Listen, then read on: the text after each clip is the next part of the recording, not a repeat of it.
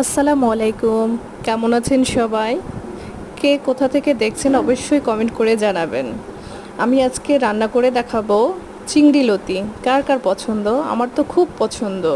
একটা ফ্রাই প্যানে সামান্য পরিমাণ পেঁয়াজ কুচি নিয়ে একটু লাল করে ভেজে এর মধ্যে আদা রসুন বাটা, মরিচের গুঁড়া, হলুদের গুঁড়া, লবণ এবং একটু ধনে গুঁড়া দিয়ে একটু ভালোভাবে কষিয়ে তারপরে চিংড়ি মাছগুলো দিয়ে দিব। চিংড়ি মাছটা ভালো করে কষানো হয়ে গেলে এর মধ্যে লতিগুলো দিয়ে দিব। লতিগুলো দিয়ে ভালোভাবে কষাবেন। লতি কিন্তু খুব তাড়াতাড়ি সিদ্ধ হয়ে যায়, এতে খুব একটা পানি লাগে না।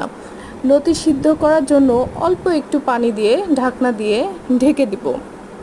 ঢাকনা দিয়ে ঢেকে দেওয়ার পর এবার দেখেন ঢাকনাটা তুলে লতির ফাইনাল লুকটা কেমন হয়েছে।